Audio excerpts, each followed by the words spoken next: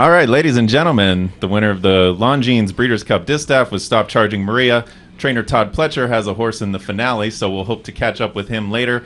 But right now we're joined by owner Kiki Cortellis of Town and Country Farms, as well as Shannon Potter, who serves as racing manager. Congratulations to you both. Thank you. Thank you. Kiki, just tell us, first of all, about the experience of watching this race today and what you were feeling when you won the Breeders' Cup Distaff. It was incredible. It's my first Breeders' Cup race that I've ever had a horse in, and just such an exciting experience. And to have all of my friends and my family with me just made it even better. And Shannon, can you just talk about the ride that Javier gave this filly? I mean, he found an amazing spot early on, and it was a much better trip than you all had at Saratoga. Yes, we basically speaking with Javier right before the race. You know, he thought he would be somewhere between third and fourth, right off the pace, and that's where he really wanted to be. We didn't think we were the pace of the race, so if we could get a good trip, kind of sit outside, if we could stay tucked in. We knew that Wedding Toast was going to be close up there, so we wanted to kind of set right off of her, and Javi has won a couple of races today, so it's not like you have to tell him too much. He's the pro. He's why he makes the big bucks. So it was as good a ride as she could have had. So. Very good. Kiki, can you tell us the story of acquiring this filly from Mike Rapoli around this time last year? It was around this time, and she had we were looking to buy a young filly who had some success on the racetrack and could go on in her 4-year-old year and put the name Town and Country into racing. And she was very sound. She was 3 years old. She fit the mold perfectly, and Mike was nice enough to let us have her. Yeah.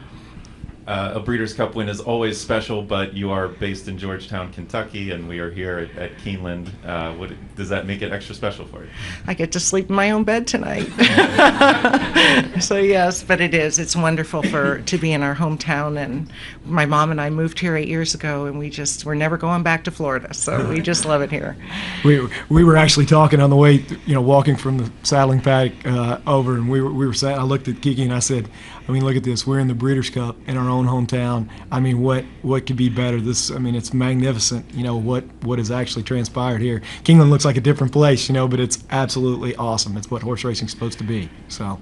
Fantastic. Let me see if we have questions from the rest of the room. Anybody? Hi, Kiki. Can you just talk a little bit about how long you and your mother have been involved in racing and kind of what got you started in it? We started with Arabian show horses, and then my father is the one who started the Arabian Jockey Club. And we started racing Arabians, and Sheikh Mohammed had all of his breeding stock with us in Florida. So we were in charge of about 500 head of horses of his. And my mom and I have always wanted to go to thoroughbreds, and we just decided to make the move and moved to Kentucky after 4 of our best mares didn't hold their pregnancy when we got them home, and just said, if we're going to be in this, we got to be here. So.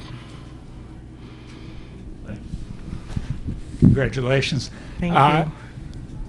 How big is your broodmare band, and are you equally interested in racing and breeding, or what's the whole philosophy of the operation that way? Yes, we have about 35 broodmares. About 6 of those we own with other people, partners and friends who we've made in the business, and we are commercial breeders. We do like to offer everything for sale, but what doesn't sell, we've made the decision to keep and run ourselves. So it's good to help our broodmares, and it's good to prove them.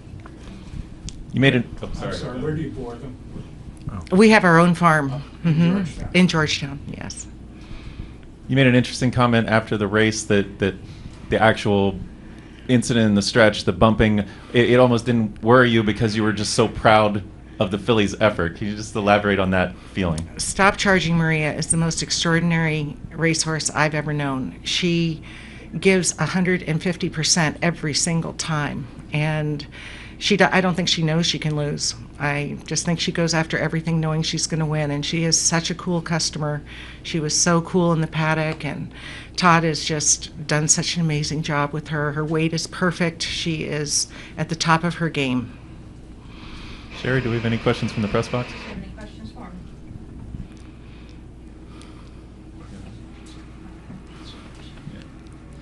There's a lot of interest here about plans for next year and whether Stop Charging Maria might continue to train.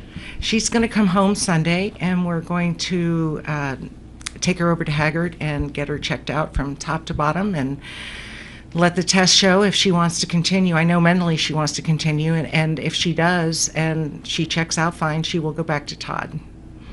Very good. One more from Tom, yes.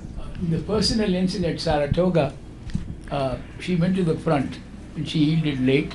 She was under pressure. But was a conscious decision made today to race her off the pace? Well, yes and no. Basically, it looked like I said, there looked to be some speed in the race. We didn't know if they would go or not, but we thought they would.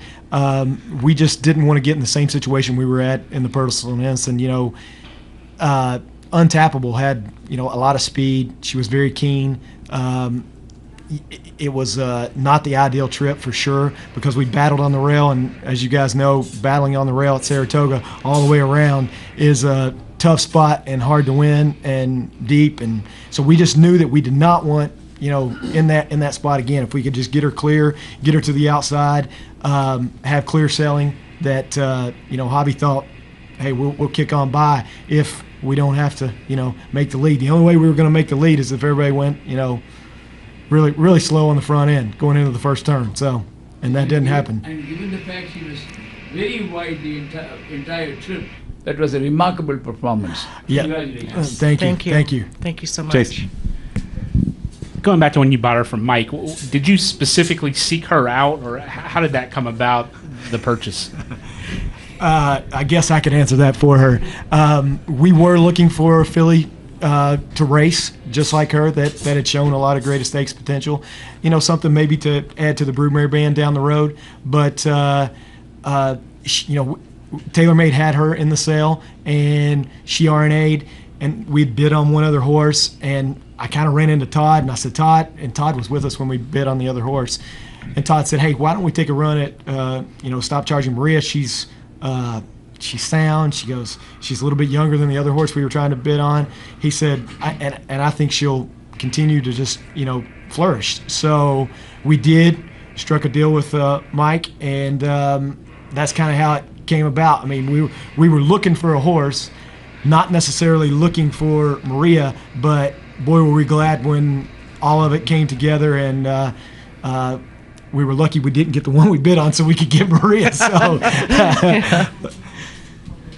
Have you guys heard from Mike? I mean, he's always around Todd, and you see him everywhere. Do you keep in touch, or have you heard anything from him about this filly?